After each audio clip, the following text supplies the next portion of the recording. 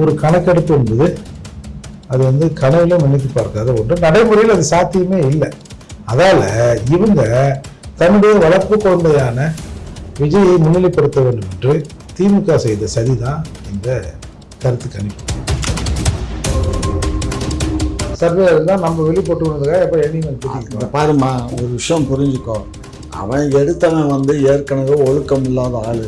அவன் பேர்ல ஏகப்பட்ட ஒழுக்கத்தை பற்றி நீங்க பேசாதீங்க. நாங்க தான் பேசணும், நீங்க பேச இயலாதுன்னா. இப்ப நீங்க பேசுற மாதிரி இப்ப இது ஒரு நாடகம் மாதிரி தான் தெரியுது. நாடகம் தான். திமுகக்கும் அந்த நாடகத்தை ஸ்கிரிப்ட் எழுதி டைரக்ட் பண்ணது யாருன்னு தான் பிரச்சனை. அதுதான் பிரச்சனை.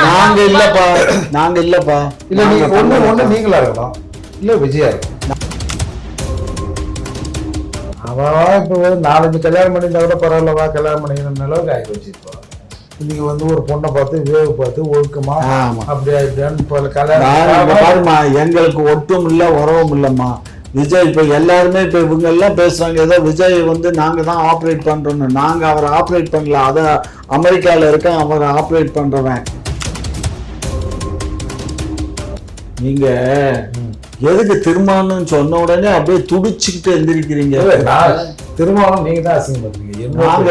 திமுகவும் கொள்கையும் விசிகாவும் கொள்கையும் ஒண்ணுட்டீங்க. இதை விட ஒரு ஒடுக்கப்பட்ட சமூக இயக்கத்தை அசிங்கம். ஆமாங்க, அந்த மக்களுக்காகத்தான் நாங்க, எங்களுக்காகத்தான் அந்த மக்கள். நாங்க வந்து ஈக்குவல் ரைட்ஸ், எல்லாருக்கும் எல்லாம் உண்டு. நீ ரொம்ப ஓவரா பேசுற. திராவிடர்களுக்கு தான், திராவிட தமிழர்களுக்கு. ஆமா.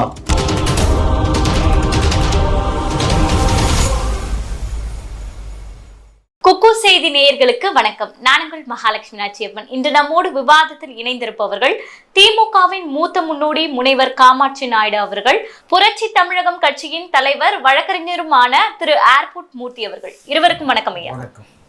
ஐயா, இப்போ சி ஓட்டர்ஸ் அந்த கருத்து கணிப்பு தான் ஒரு 2 நாட்களா பரபரப்பான பேசு பொருளா இருக்கு. கருத்து திணிப்பு அப்படின்னு கூட சொல்லலாம். சீமானவர்களை ஒதுக்கி கருத்து கணிப்பு நடத்திருக்காங்க. இது எப்படி பாக்குறீங்க? இது கருத்து திணிப்பு ஒழிப்பு அதெல்லாம் விட்டு திருடர்களின் காழ்ப்புணர்வு, காழ்ப்புணர்ச்சியின் வெளிப்பாடு தான் இது. தமிழகத்தில் வந்து சீமானை தவிர்த்து எதுவுமே இங்கே கிடையாது. தமிழகத்தில் இருக்கிற கட்சிகளில் 3வது ஒரு பெரிய கட்சி. இப்போ நீங்கள் பார்த்துருப்பீங்க, வந்து விசிகாவுக்கு வந்து தேர்தல் அங்கீகாரம் கொடுத்தாங்க. இன்னைக்கு எதுவுமே பேசுறதுக்கு எதுவுமே இல்லைன்னு ஒன்று தேர்தல் அங்கீகாரம் கொடுத்துட்டாங்கன்னு ஊர் முழுக்க சுற்றின்னு வராங்க. விசிகாவின் ஓட்டு சதவீதம் என்ன? 1% கீழே தான். சீமான் ஓட்டு சதவீதம் என்ன? 8.2, கிட்டத்தட்ட 8% வருது. 36 லட்சம் ஓட்டுகளை வாங்கியிருக்கிறார். தமிழ்நாடு முழுக்க இன்னைக்கு சீமானுக்குன்னு ஒரு பெரும் படை இருக்கு. அப்படி இருக்கிற போது அந்த சீமானவர்களை தவிர்த்து விட்டு ஒரு கணக்கெடுப்பு என்பது அது வந்து கனவிலும் நினைத்து பார்க்காத ஒன்று. நடைமுறையில் அது சாத்தியமே இல்லை.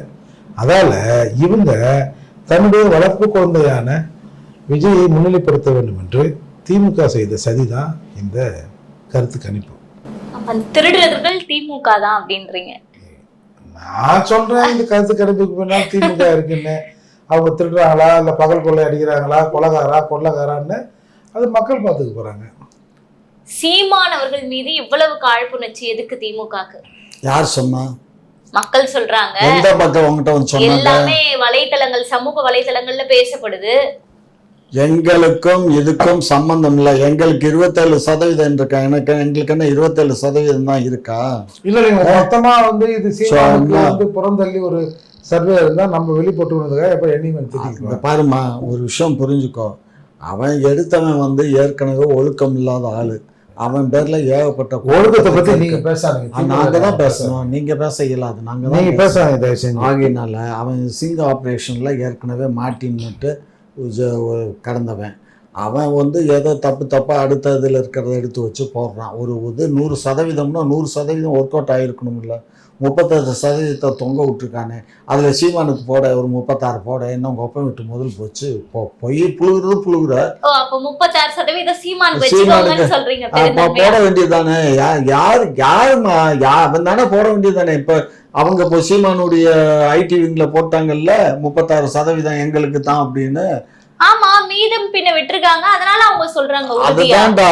அதனால 36% வாங்கக்கூடிய திரு சீமான் அவர்கள் தமிழகத்தினுடைய 26 தேர்தலில் நின்று வெற்றி பெற்று முதலமைச்சராக வருவதை நீங்கள்லாம் பார்க்கத்தான் போறீங்க. சரி, இப்போ முதல்வர் ஆகணும், திரும்ப அவரே முதல்வர் ஆகட்டும் அப்படின்னு ஒரு 51% சொல்லியிருக்கதா சொல்றாங்கல்ல, அதுவும் பொய்ன்னு ஒத்துக்கிறீங்களா? ஏமா, ஏன்னா ஊப்பிக்களை தவிர வேற யாரும் பேச மாட்டாங்கன்னு சொல்ல வரீங்க. நீங்க ஒரு விஷயம் புரிஞ்சுக்கோங்க, இந்த கருத்து கணிப்பு அது இதெல்லாம் டீட்டெயிலா வரணும்டா. கருத்து கணிப்புன்னா சும்மா அவன் பாட்டுக்கு ரேண்டமா சொல்லக்கூடாது. ஒரு ரூம்ல உட்காந்துக்கிட்டு இதுன்னு எழுதிட்டு ப்ரெஸ் கொடுக்கறது அல்ல.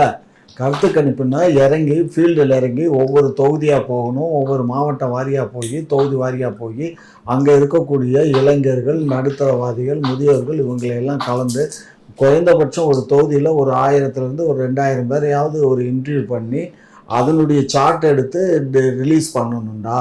அதை விட்டுவிட்டு இவன் ரேண்டமாக ஆஃபீஸில் உட்காந்துக்கிட்டு என்னத்தையோ ஒருத்தன் ரிலீஸ் பண்ணியிருக்கான்னா அதுக்கு எதுக்கு இவ்வளவு இம்பார்ட்டன்ஸ் கொடுத்து கேக்குறீங்கன்னு எனக்கும் புரியல. இப்ப நீங்க பேசுற மாதிரி இப்ப இது ஒரு நாடகம் மாதிரி தான் தெரியுது. நாடகம் தான். திமுகக்கும் அந்த நாடகத்தை ஸ்கிரிப்ட் எழுதி டைரக்ட் பண்ணது யாருன்னு தான் பிரச்சனை.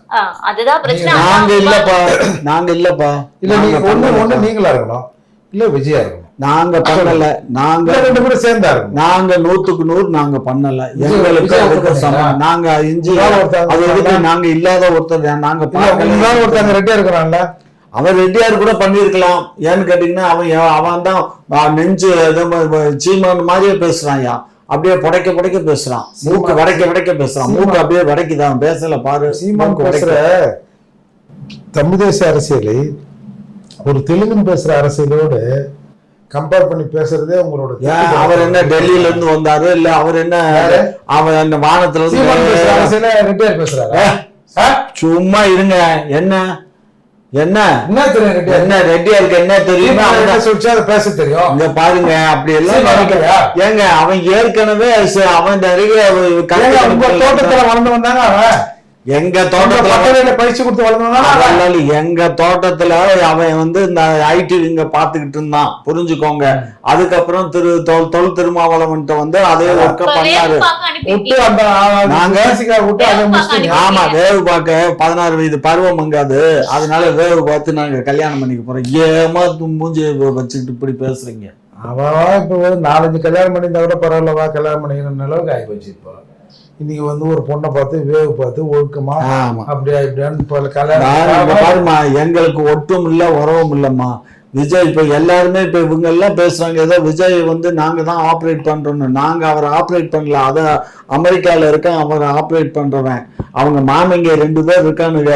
எல்லாம் அந்த 2 பேரு தான் பண்றாங்க. இந்த கருத்து கணிப்பு ஒரு பக்கம் வந்திருக்கு. அதே மாதிரி விஜய் அவர்களும் பேசுறாங்க இந்த மாதிரி டிவிகே விசஸ் டிஎம்கே தான் போட்டி அப்படின்னு. அப்ப நீங்களே இதுல தெரியுது இல்ல ஒத்துமை எந்த அளவுக்கு இருக்கு அப்படின்னு. ஏமா எங்களுக்கு வைத்தறிச்சல் இல்லாம எங்களுக்கு ஒரு தேர்தலை கூட சந்திக்காத ஒரு தம்பி அது எங்களுக்கு போட்டி எதிர்கட்சி அவர் தான் சொல்றாரு.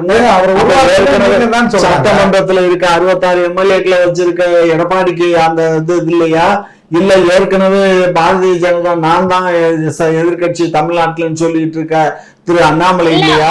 கட்சிகள் எல்லாம் ஓரம் கட்டணும், டிவிகே மட்டும் பேசு பொருளா மாத்திட்டு டிஎம்கே வாக்கு சேகரிக்குது அப்படின்னு ஒரு கண்ணே. எது எப்படி இருந்தாலும் சரி, நாங்க ஆட்சி அமைக்கிறது உறுதி. கழுத வடம் போனா என்ன இடம் போனா என்ன, எங்களுக்கு அதை பத்தி கவலை இல்லை. அது எப்படி இவங்க இவ்வளவு சட்ட ஒழுங்கு பிரச்சனைகள் இவ்வளவு நடக்குது இருந்தாலும் நாங்க தான் ஆட்சி அமைப்போம் அப்படின்னு உறுதியா இவர் மட்டும் இல்ல திமுக சேர்ந்தவர் முதல்வர் எல்லாருமே பேசுறாங்களே, இது எப்படி பாக்குறீங்க? அதாங்க இந்த ஆத்தாளுக்கு 1000 மவுளுக்கு 1000 மௌனுக்கு 1000 அப்புறம் இந்த விடியல் பயணம் அவ்வளோதான். இந்த 4 திட்டத்தை வச்சு தமிழ்நாட்டு மக்களை ஏமாத்தலான்னு இவங்க நினைக்கிறாங்க. இந்த 4 ஒரு மாதத்திற்கு அது கூட அரசு பள்ளியில் படித்தவங்களுக்கு தான் அந்த காசுன்னு வைங்க. அப்போது இது எல்லாத்தையும் ஏமாற்றி வெறும் ஒரு 1000 ரூபாய் கொடுத்துட்டு அவன் வீட்டுக்காரன் கோமன் வரைக்கும் அவுத்துட்டு விட்டாங்க. இது எல்லாருக்கும் தெரிஞ்சிருக்கு. சாதாரணமாக ஒரு 4 ஆண்டுகளுக்கு முன்னால் ஒரு சாதாரண ஒரு நாளைக்கு ஒரு 100 ரூபாய் இருந்தால் போதும் ஒரு குடும்பத்தை தள்ளிடலாம் அப்படிங்கிறது இன்றைக்கி 300 ரூபாய்க்கு ஆகிப்போச்சு சாதாரணமாக. அப்படி இருக்கும்போது இவங்க கொடுக்குற காசு ஏமாத்ததுக்கு இன்றைக்கி பல பேர் இளம் விலை விலகிறான், பல வீடுகளில் குடிகார தொல்லை அதிகமாகி போச்சு. இப்படிலாம் இருக்கிற போது இவங்க காசு கொடுத்து ஓட்டை வாங்கிக்கலான்னு நினைக்கிறாங்க. இந்த தேர்தலில் அது நடப்பதற்கான வாய்ப்பு இல்லை. ஏன்னா திமுகவுக்கு எதிராக பிரச்சாரம் பண்ணுவதற்கு இன்றைக்கி பல பேர் தயாராகிட்டாங்க. அப்படி இருக்கிற போது இந்த மக்கள் இன்னமும் திருந்தாம தான் இருப்பாங்க, நம்ம காசு கொடுத்து ஓட்ட வாங்கிக்கலாம்னு இவங்க பார்க்குறாங்க. அது நடப்பதற்கான வாய்ப்பே இல்லை. இப்ப திருமாவளவன் அவர்கள் நீங்க சொன்ன மாதிரி இந்த விழால பேசியிருக்காரு, எங்க சிறுத்தைகளை தாண்டி திமுக ஒழிக்க முடியுமா அப்படின்ட்டு. முழுமையான ஒரு ஊப்பியாவே மாறிட்டாரா அப்படின்ற ஒரு பயம் மக்களிடையே இருக்கு. இது எப்படி அப்படி திருமாவளவனை அழித்துத்தான் இல்லை விசிகாவை ஓரம் கட்டித்தான் நாம் வந்து போய் திமுக அழிக்கணும்னா அது ஆட்டோமேட்டிக்காக நடந்தே தீரும். ஏன்னா திமுக வந்து எங்களை அழிச்சிருவியா, எங்களுக்கு முன்னால் விசிகா இருக்கிறதுன்னு சொன்னால் கூட பரவாயில்ல.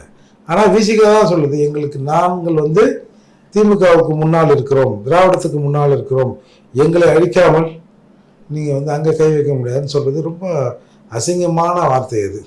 ஏன்னா திருமாவளவன் வந்து அவர்கிட்ட இருக்கிற எல்லா அரசியலும் தோற்று போச்சு. அதால் தேர்தலில் எங்களுக்கு அங்கீகாரம் கட்சிச்சு. வேறு என்னத்தை அவர் நிகழ்ச்சி பண்ண முடியும்? வந்து இந்த இந்த அதாவது இவ்வளோ அட்ராசிட்டி நடக்குதுன்னு பண்ண முடியுமா? இல்லை இந்த நாட்டை இவ்வளோ கொடுமை நடக்குதுன்னு பண்ண முடியுமா? இல்லை இவ்வளோ பாலியல் தொல்லை நடக்குதுன்னு பண்ண முடியுமா? சட்ட ஒழுங்கு சரியில்லைன்னு பண்ண முடியுமா? என்னது தான் பண்ண முடியும்? அதால் அவர் வந்து ஏதோ திராவிடம் அது இதுன்னு உருட்டின்னுங்கிறாரு. திராவிடத்துக்கு எதிராக தமிழகத்தில் இவ்வளோ பெரிய சிந்தனை வந்த பிறகும் எங்களை காப்பாற்றுறதுக்கு நீங்கள் இருக்கிறீங்கன்னு வெக்கமில்லாமல் இப்போ வெளியே போய் சொல்லு அப்படின்னு திமுக ஏவி விட்டிருக்கிறது. இதே மாதிரி திருமாவளவன் பேசினார்னா விடுதலை சிறுத்தைகள் இருக்கும், ஒன்றும் மாற்ற முடியாது, விடுதலை சிறுத்தைகள் இருக்கும். ஆனால் விடுதலை சிறுத்தைகளின் தலைவராக திருமாவளவன் இருக்க மாட்டார். இந்த அளவுக்கு ஒரு கூட்டணி கட்சிகளை அடிமையாக திமுக வைத்திருக்கிறதா அப்படின்னு ஒரு கேள்வி இருக்குல்ல ஐயா? அப்படியெல்லாம் சொல்லக்கூடாது கண்ணு. அவர் வந்து நாடாளுமன்ற உறுப்பினர், 3 முறை நாடாளுமன்ற உறுப்பினர், சட்டமன்றத்தில் அவங்களுக்கு சட்டமன்ற உறுப்பினர்கள் இருக்காங்க. அவர் அங்கீகரிக்கப்பட்ட ஒரு அரசியல் கட்சி. அடிமைன்னு சொல்றது தவறு, அப்படியெல்லாம் பேசாதீங்க. இல்ல அதாவது ஒரு கூட்டணி தான் கூட வச்சிருக்காங்க, கூட்டணி தான் அடமானம் வச்சுட்டு அப்புறம் கொள்கை என்ன கொள்கை? அவங்க கொள்கையும் எங்க கொள்கையும் திராவிட கொள்கை தான். சீமான இவர் நம்மளுடைய விடுதலை சிறுத்தைகளுடைய கொள்கையும் திராவிட முன்னேற்ற கழக கொள்கையும் ஒரே தேசியத்துக்கு பேசினாரு. திராவிட முன்னேற்றத்துக்கு யார் யார் தலைவர்கள்? அண்ணாதுரை, பெரியார். அப்ப விசிகாவுக்கு தலைவர்கள் யாரு? தொல் திருமாவளவன். மேலதான் ஒண்ணு இல்லை, மொத்தம் உள்ளேயும் ஒண்ணு இல்லை போல. ஆமா, ஒண்ணு இல்லதான். வேணா நீங்க வந்து திமுகவுக்கு அரசியல் ஐடியால பெரியாரு அண்ணான்றோம், விசிகாவுக்கு யாருன்னா எவருமே இல்லை திருமாதான்றாரு. அவர் தாங்க திருமாவளவன், அவர் தாங்க அந்த கட்சியை எல்லாம் இந்த ஏங்க ஒண்ணுமே இல்லாத 0 பாயிண்ட்ல இருந்த காலத்துல இருந்து எனக்கு தெரியுங்க அந்த கட்சி எப்படி வளர்த்து எப்படி கொண்டுட்டு வந்து நிப்பாட்டி இருக்காது. யாருடைய கொள்கையை பின்பற்றி வந்து விசிகாவுக்குன்னு கேக்குறாங்க ஐயா.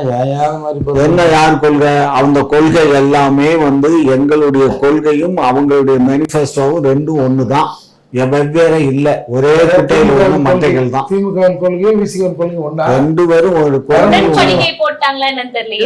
பிடிச்சிருந்தா அவரை வந்து உங்களே கடைசியில் வேண்டியதானே. SC ST இவங்களோட தலைவர் அவர் தான்.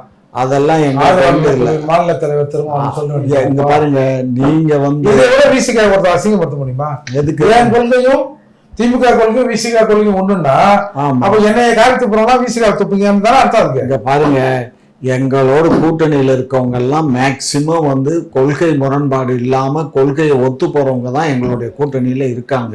ஆக்சுவலா உங்களோட கூட்டணியில இருக்கவங்க அவங்களுடைய கொள்கை எல்லாம் அடமானம் வச்சுட்டு உங்களுடைய கொள்கை அடமானம் எல்லாம் வைக்கல. அப்படி எல்லாம் கிடையாது. அடமானம் யாருக்கும் நோட்டுக்கும் அப்படின்னு எடுத்துக்கலாமா ஐயா? ஏமா உன் வயசுக்கு டக்குன்னு பேசுமா? போயிட்டு இருக்கு எப்படி அரசியல் களம். அப்படி எல்லாம் ஒண்ணும் இல்லை. நாங்க யாருக்கும் நோட்டும் கொடுக்கல, சீட்டும் கொடுக்கல, காட்டியும் கொடுக்கல, காட்டியும் கொடுக்கல. நீங்க எதுக்கு திருமாவளவன் சொன்ன உடனே அப்படியே துடிச்சுக்கிட்டு எந்திரிக்கிறீங்க? திருமாவளவன் நீங்க தான் அசிங்கப்படுத்துறீங்க. திமுக கொள்கையும் விசிக கொள்கையும் ஒண்ணுட்டீங்க. இதை விட ஒரு ஒடுக்கப்பட்ட சமூக இயக்கத்தை அசிங்கம். ஆமாங்க, அந்த மக்களுக்காகத்தான் நாங்க, எங்களுக்காகத்தான் அந்த மக்கள்ங்கிற மாதிரி தான் நாங்க வாழ்ந்துட்டு இருக்கோம். ஒடுக்கப்பட்ட மக்களுக்காகத்தான் விடுதலை. கோயில் உள்ள போக விட மாட்டேங்கிறீங்க. யார் சொன்னா? இன்னமும் வந்து மக்கள் கோயில் உள்ள போறதுக்கு அனுமதி இல்ல. சீமானவர்கள் களத்துல இறங்கி போராடின உடனே இன்னைக்கு வந்து நாங்க கோயில திறந்துருவோம் அப்படின்னு பல்ட்டி அடிக்கிறீங்க. இதுவே உதாரணம் போதாதா? ஏமா சும்மா இதெல்லாம் அது எங்க கோயில்? அது நீ வந்து ஒயின் ஷாப்ப மூடுறியா இதை நான் வந்து மூட்டா அப்படின்னு சீமான் சொன்னா மூட்டுங்க போல இருக்கு. அப்போ சொல்லுங்க பெர்மனண்டா அங்க ஒரு ரூம் இருக்கு, அங்க போய் இருக்க வேண்டியதுதான் தனியார. சொல்லுங்க வேணாம், வந்து போராட சொல்லுங்க. அது ஒன்றும் அவர் புதுசு இல்லை சீமானுக்கு. நீங்களும் வாங்க சேர்ந்து 2 பேரும் வாங்க. எனக்கு 2 பேரும் உறுத்திட்டு தான் இருக்கு. 2 பேரும் கொஞ்ச நாள் உள்ள வச்சோம். செலவட்டி போயிருக்குதா? கேளுங்க கேளுங்க உசாரா இருங்க, பார்த்தேங்க. ஐயா இப்போ வந்து அவர் எங்க கோயில் இல்ல அப்படின்றாரு. ஆனா அந்த அறநிலையத்துறைக்கு சம்பந்தப்பட்ட கோயில் தானே ஐயா? அது அறநிலையத்துறைக்கு சம்பந்தப்பட்ட உயர் நீதிமன்றம் சொல்லியும் ஏன் இந்த மாதிரி ஒரு அதாவது இவங்க வந்துங்க வன்னியரும் பறையரும் ஆட்சியில் நிற்கணும்னு இவங்க விரும்புறவங்க. அவங்க அதுதானே விரும்புவான். 2 பேரும் ஒன்றாயிட்டேன்னா அவனுக்குள்ள சண்டை வந்தது, அது சமாதானம் ஆகி போச்சு, நமக்கு என்ன வேலைங்க? நாட்டாம பண்ணுறது நமக்கு வேலையே இல்லைல்ல. அதால இவங்க அந்த ஒத்துமையை வந்து ஏற்படுத்துவதற்கு இவங்க வந்து அனுமதிக்கவே மாட்டாங்க. சாதி அரசியல் தான் பண்றீங்க அப்படின்றதான் ஐயா வந்து சொல்றாரு. அதை ஏமா அவர் விடிஞ்சா அதேதான் அவருக்கு மனசுக்குள்ள ஒரு நினைப்பு. அவங்கள நாங்க வந்து பாப்பானுக்கு நிகரம் நினைச்சுட்டு நாங்க பேசுறோம்.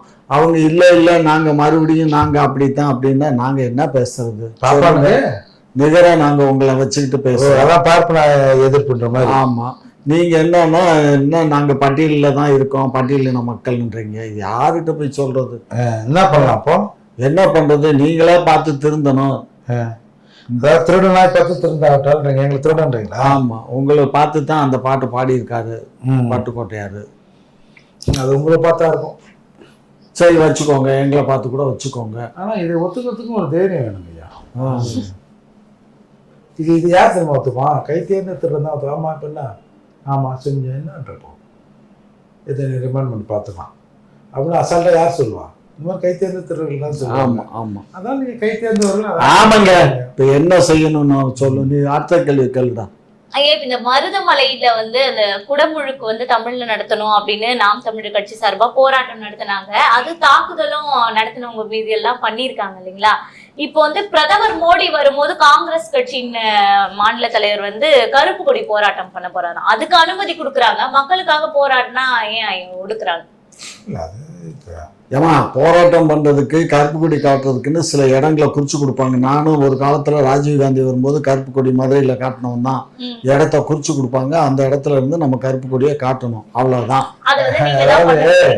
இப்போ மோடி வரப்போது காங்கிரஸ் கட்சியில் இருக்கிற ஒரு எஸ்சி விங் தலைவர் கருப்பு கொடி காட்ட போறேன்னாரு. அவரை வந்து 2 தடவை ஹவுஸ் அரெஸ்ட் பண்ணி வச்சாங்களா இல்ல கேளுங்க. கவர்மெண்ட் ஆமா, நாளைக்கு அதான் அசம்பாவிதம் நடந்துடக்கூடாது இல்லையா? இல்ல, ஒருத்தனோட ஜனநாயக ரீதியான எதிர்ப்பை காட்டுவதற்கு அவனுக்கு இடம் தரப்படுது. இப்ப பெருமையா சொல்றீங்க, அப்பயே அவரை மடக்கி வச்சீங்க. ஓ எஸ்சின்றது இல்லையா? ஏங்க உங்களுக்கு திரும்ப திரும்ப அந்த ஜாதிக்குள்ளதான் வருவீங்களா? வேற வழியே இல்லையா? என் ஜாதிக்கார காங்கிரஸ் இருந்தான்னா எங்க இருந்தாங்க? உங்க ஜாதி வந்து கேட்பாரா? அப்புறம் நான் தான் கேட்பேன். எங்க கேட்க? உங்க ஜாதி ஜாதி எங்க வந்துச்சு? ஜாதி இங்க பாருங்க. ஜாதி மோடி வருகிற போதும் காங்கிரஸ் கட்சியில் இருக்கிற அந்த பட்டியலின தலைவர், அந்த விங்கோட தலைவர், அவர் பேரோட சொல்ல ரஞ்சன், அவர் ஏன் நீங்க ஹவுஸ் அரெஸ்ட் பண்றீங்க? ஏதோ அசம்பாவிதம் நடக்க கூடாது. என்ன நடந்துரும்? நடந்த பின்னாடி சொல்ல முடியும், நடக்கிறதுக்கு முன்னாடி அரசு தாங்க பண்ணுச்சு. அதான் அவர் போன உடனே திரும்ப விட்டாச்சு. அப்புறம் என்ன ஒரு கொடி காட்ட போறாங்க, இதுல என்ன ஒரு அசம்பாவிதம்?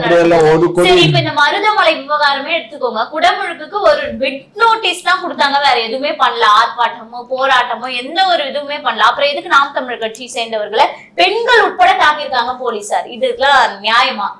ஆஸ்பத்திரியில அட்மிட் ஆயிருக்காங்க, மண்டை உடைஞ்சிருக்கா, ரத்தம் வருதான்னு கேக்குறீங்களா? இல்ல தாக்கி இருக்காங்க நீ சொன்னியம்மா. வீடியோ வெளியாயிருக்கு ஐயா, சமூக வலைதளங்கள்ல வைரல் ஆயிருக்கு. ஏமா லத்தி சார்ஜ் பண்ணாக்க ஒரு எப்பயுமே வந்து என்ன தப்பு பண்ணா போராட்டத்துக்கு அனுமதி இல்லாம போராட்டம் பண்ணாங்க. எந்த நோட்டீஸோ அதெல்லாம் அந்த அப்ப தூண்டுறதுதான், மக்களை தூண்டி விடுறது, அதுவும் குற்றம் தான். திராவிடத்தை விட்டுருங்க, தமிழ் தேசியத்தை பாருங்க சொல்றாங்களா? சும்மா இருமா. தமிழர்களுக்காக போராடினா அது வந்து தூண்டுதல்.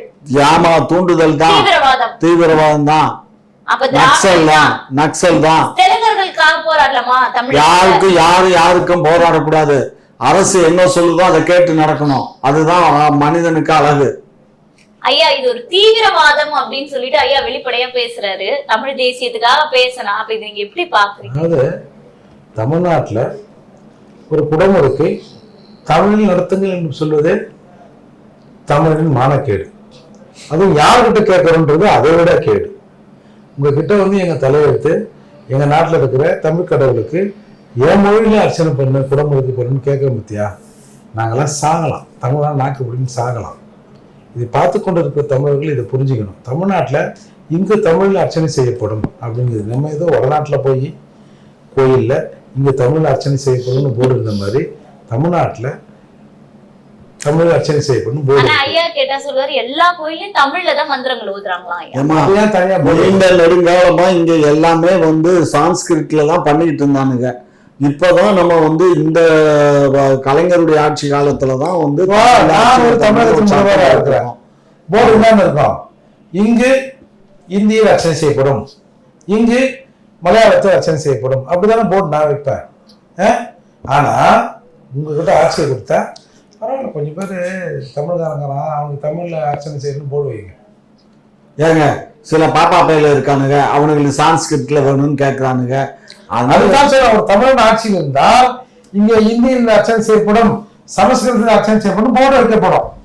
வைங்க சார், யார் வேணாம்னா நீங்க தமிழ் எல்லாம் ஆட்சி செய்தால்தான் இங்க தமிழ் ஆட்சி ஆட்சி ஆட்சி இது என்ன ஆட்சி? அங்க காரைக்குடிக்கு போங்க, ஆட்சி அங்கதான் இருக்கும். அதாவது இவங்க என்ன சொன்னாங்க, நாங்க ஆட்சி எல்லாம் செய்யல, கொள்ளையடிச்சிட்டு இருக்கோம் அப்படின்றதான் ஐயா சொல்றாரு. இப்போ இந்த விஷயம் கூட பார்த்திருப்பீங்க ஐயா, ஊழல் அப்படின்றது எல்லா துறைகள்லயும் பெருக்கெடுத்து இருக்குல்ல. இப்போ வந்து ஸ்டாலின் அவர்களுடைய ஆட்சியில தான் கிட்டத்தட்ட அதிக போராட்டங்களே நடந்திருக்கு அப்படின்றாங்க. இதை எப்படி பாக்குறீங்க? அது பெருமையா வேற சொல்றாருல்ல அவரு. அப்ப வந்து நல்லாட்சி நடக்கிறதுன்றதுல பொய் தானே. ஆமா, அமைதி பூங்காலாம் அவருக்கு ஒண்ணும் தெரியலங்க. அதை உடைய ஒன்னா எழுதி கொடுத்துருப்பான், அதை அவர் வந்து படிச்சுட்டு போறாரு. பாருங்க, அவரு இன்னும் ஒரு வருஷம் அவரை டிஸ்டர்ப் பண்ணாம இருங்க, அதுக்கப்புறம் அவருக்கு நிரந்தர ரெஸ்ட் கொடுக்கலாம். அவருக்கு ரெஸ்ட் கொடுத்தா உதயநிதி வர்றாரு, பெண்டருக்கு அடுத்து இன்பநிதி வராரு, இன்பநிதி அவங்க தான் வரிசையில வச்சிருக்காங்களே. அப்புறம் என்ன, ஏன் கவலைப்படுறீங்க? நீங்க கொஞ்சம் வெக்கமாவே என்னங்க வெக்கம்? எதுக்கு வெக்கம்? என்ன வெக்கம்? எங்க தலைமை என்ன முடிவு? சனாதனம் தெரியுமா? பிறப்பால் அது நிர்ணயிக்கப்படுகிறது. எது சனாதனம்? இதான் சனாதனம். இதல்ல, இங்க பிறந்தவன், தலையில பிறந்தவன், காலில் பிறந்தவன், பாதத்துல பிறந்தவன் தான் சனாதனம். சூத்திரவாதின்னு சொல்றானே, அவன் தான் சனாதனவாதி. சும்மா இருங்க. நாங்க வந்து ஈக்குவல் ரைட்ஸ், எல்லாருக்கும் எல்லாம் உண்டு. ஏமா நீ ரொம்ப ஓவரா பேசுற. திராவிடர்களுக்கு தான், திராவிட தமிழர்களுக்கு. ஆமா, திராவிட எல்லாம் தமிழ் திராவிடர்கள் எல்லாம் ஒண்ணுதான், எல்லாம் ஒண்ணுதான். தோசை இப்படி தோசை ஊத்துற, இப்படி ஊத்துற, திரும்ப பரட்டி போடுற இல்ல, அது மாதிரிதான். பரட்டிக்கோ போட்டுக்கோ, எல்லாம் ஒண்ணுதான். திராவிடமும் தோசையும் ஒண்ணா? பரட்டுற மாதிரி பரட்டிக்கோங்க. நீங்க வச்சுன்னா வச்சுக்கோங்க. ஏங்க எங்களுக்கு என்னங்க ஆகுது? நீங்களாச்சு சீமானாச்சு, நீங்க என்ன வேணாலும் பண்ணுவீங்க. நீங்க எல்லாம் வந்து என்ன சொல்றது, உங்களை நக்சல்ல சேர்க்கிறதா, தீவிரவாத குழுக்கள்ல சேர்க்கிறதா, இல்ல எதுல சேர்க்கறது எனக்கும் தெரியல, மேலிடத்துக்கும் தெரியல. பாப்போம், யோசிச்சு மனசுனா சரி, தமிழ் என்ன சேர்ப்போம், தமிழ் இனமா சேர்ப்போம். விடுங்க.